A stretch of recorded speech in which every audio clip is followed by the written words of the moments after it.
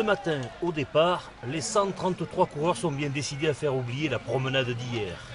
Dès l'entame de cette troisième journée, 16 d'entre eux tentent leur chance. Secoué, le peloton reviendra vite.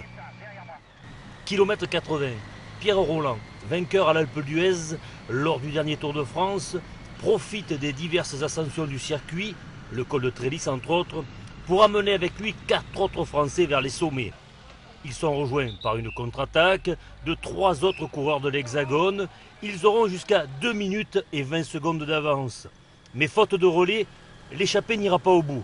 Seuls Pierre Rolland et Franck Vermeulen s'en sortent.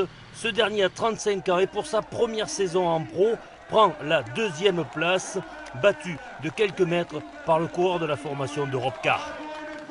Un coureur de 35 ans, s'il ne marche pas, les directeurs sportifs et puis les managers ils vont se faire taper dessus. Et voilà, il me faut confiance, alors je leur donne leur confiance. Ouais, c'était dur, j'ai laissé faire les débuts de course, là, le premier tour et demi. Et quand j'ai senti que tout le monde était un petit peu fatigué, c'est là que j'ai tenté le coup et voilà. J'y ai cru tout le long et bon. Le maillot corail. Nasser Bouhanni se voit remettre le maillot de leader, mais après compte, décompte et recompte des secondes de bonification par la direction de la course, c'est finalement Pierre Rolland qui portera le maillot corail demain à l'occasion de la 4e étape de cette étoile de Bessèges, version 2012. Parce que quelle partie de manivelle dans le final on les retient. Alors aujourd'hui nous sommes avec le médecin de l'étoile de Bessèges, Xavier Schwartz, bonjour. Bonjour. Voilà, on aurait aimé savoir si les conditions climatiques que l'on rencontre depuis 3 jours dans cette étoile de Bessèges nuisent à la performance de haut niveau.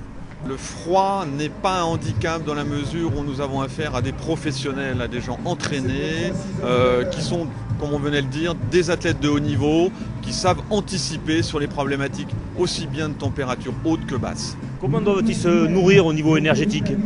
Compte tenu de l'effort assez important, 150 km d'étape jour, il est évident qu'il faut apporter des calories en plus afin de lutter contre le froid et de telle façon à ce que le frisson thermique puisse être compensé par des calories.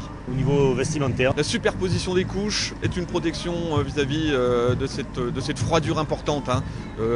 Dimanche matin on annonce -9, la superposition de couches et de se délester au fur et à mesure que l'effort et que la mécanique articulaire fait son jeu est importante.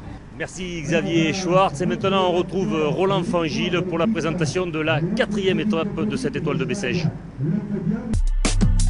L'étape n'est pas nouvelle puisque c'est exactement le même itinéraire que l'an dernier, à part la ville départ qui change et la ville d'arrivée.